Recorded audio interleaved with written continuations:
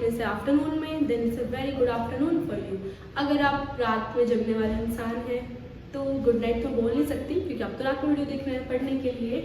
So have a great day to everyone, जो भी अभी तक वीडियो देख चुका है या जो देख रहा है, टाइमिंग चाहे कुछ भी हो। ओके, सो हम आज स्टार्ट करने वाले हैं एक्सप्रेसिव आंसर राइटिंग, जो कि हमें पता है कि बायो एक ऐसा सब्जेक्ट है जिसके अंदर हमें थ्योरेटिकल नॉलेज बहुत सारा होता है। लाइक सब कहते हैं बायो तो रटने वाला सब्जेक्ट है, थ्योरेटिकल सब्जेक्ट है, थ्योरी पढ़ते जाओ, आंसर लिखते जाओ।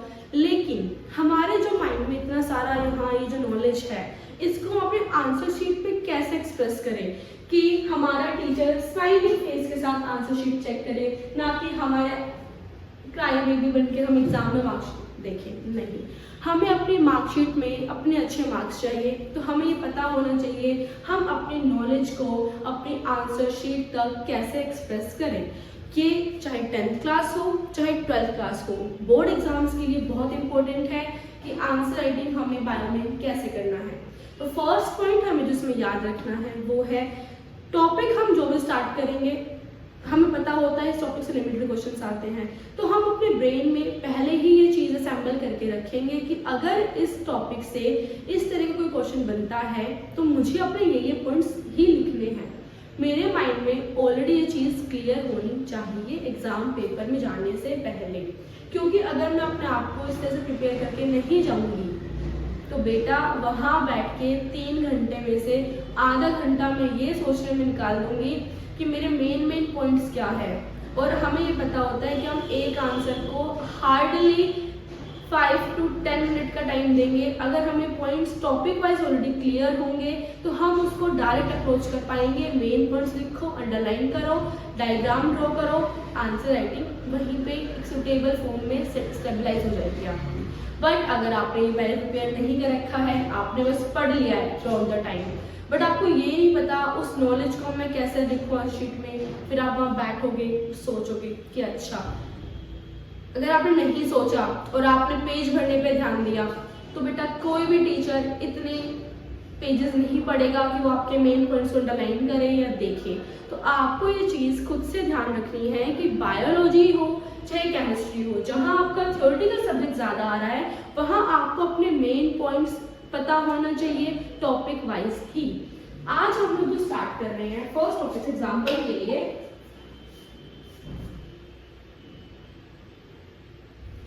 एग्जाम्पल के लिए मैंने चूज किया है रेप्लिकेशन टॉपिक के आंसर राइटिंग। अब होता क्या है, जनरली डीएनए का रेप्लिकेशन आता है एग्जाम में लिखने के लिए, तो हमें ये पता होना चाहिए। हम आंसर शीट में पहले क्या बताएंगे कि रेप्लिकेशन होता क्या है।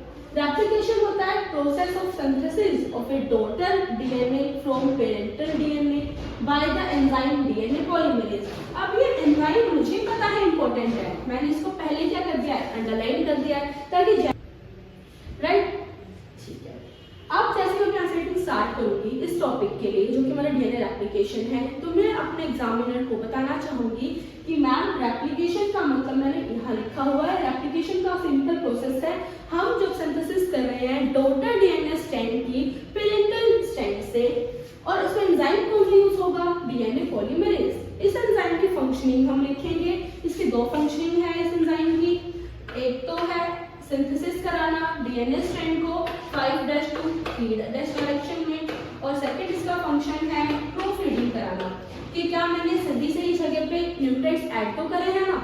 अब आप तो टॉपिक पढ़ चुके हैं, हम आंसर राइटिंग कर रहे हैं, तो ये दोनों फंक्शनिंग आप इसकी डिटेल में लिखेंगे। तुरंत उसके बाद हम लोग आ जाएंगे डायग्राम। बेसिक सा डायग्राम है, पेरेंटल स्ट्रैंड है हमारे पास, पेरेंटल स्ट्रैंड से हमने उसको दिखा दिया कि ठीक है 2 डॉटर स्ट्रैंड्स बन गए हैं। इसमें बहुत कम टाइम लगेगा, इस आंसर राइटिंग में आपको बहुत कम टाइम लगेगा, आप कम टाइम में ज्यादा अच्छा एक्सप्रेस कर पा रहे हैं। उसके बाद हम आएंगे डायरेक्ट इसके मेन डायग्राम पे, और इसका एंजाइम कौन से यूज हो रहे हैं। अब हमें पता है ये इसका मेन डायग्राम है, ठीक है। अब मेन डायग्राम की लेबलिंग करनी है बेटा, ब्लू पेन और पेंसिल। अगर हम बहुत पेन चेंजेस करते रहे ना, हम पेन चेंज करने में ही पूरा टाइम निकाल देंगे। डायग्राम ड्रॉ करना है रेप्लिकेशन का, उसकी पूरी लेबलिंग करनी है। डायग्राम सारे लेबलिंग ही होने चाहिए, इंपॉर्टेंट लेबलिंग को आप पहले ही मेंशन करके रखने से हमें पता है। जब हम बात करते हैं रेप्लिकेशन की, ओआरआई का कितना यूज है, हम उसको लिखेंगे ही लिखेंगे, इसके भूलने की कोई संभावना हमारे पास है ही नहीं। लीडिंग स्ट्रैंड कौन सा होगा, लैगिंग स्ट्रैंड कौन सा होगा, ओकाजाकी फ्रैगमेंट कौन से स्ट्रैंड पर बन रहे हैं, डायरेक्शन क्या है रेप्लिकेशन फॉर्क के मूवमेंट की, हम ये पूरा इसमें डायग्राम में हमने ड्रॉ कर दिया, एक्सप्लेन कर दिया है। उसके बाद मेन इस टॉपिक में आते हैं एंजाइम्स कौन से यूज हो रहे हैं। तो रेप्लिकेशन एंजाइम के आप नाम लिखेंगे, डीएनए पॉलीमरेज को आप बताएंगे, हेलिकेज बताएंगे, प्राइमेज बताएंगे, single stranded DNA binding protein, topoisomerase, ligase. मैं तो आपको एडवाइस करूंगी साइड में ये लिखने के बाद आप इनकी फंक्शनिंग को यहीं पे एक्सप्लेन कर दो। ये यहाँ पे आके अटैच होता है, इसने पॉलीमराइजेशन स्टार्ट कराया, इसका छोटा सा फंक्शन यहीं पे साइड में ऐड कर दो, हेलिकेज की फंक्शनिंग ऐड कर दो, लाइगेज ओकाजाकी फ्रैगमेंट्स को कंबाइन करा के बाइंड कराएगा, लाइगेट कराएगा दो डीएनए शॉर्ट स्ट्रैंड्स को। तो ये फंक्शनिंग हम यहीं अगर ऐड कर देंगे तो एक्सेसिव हम ओवरराइटिंग से बच पाएंगे, टॉपिक हम आराम से पूरा कंप्लीट कर पाएंगे।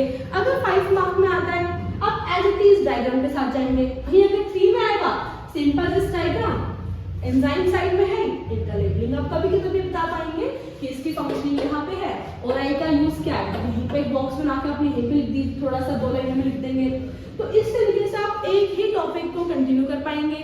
अगर आप चाहते हैं कि मैं आपके साथ डिस्कस करूं कि इस टॉपिक से या किसी भी चैप्टर से इंपॉर्टेंट क्वेश्चन जो हर बार आते हैं उसके आंसर हमें कैसे लिखने हैं, तो आप प्लीज कमेंट बॉक्स में बताइएगा।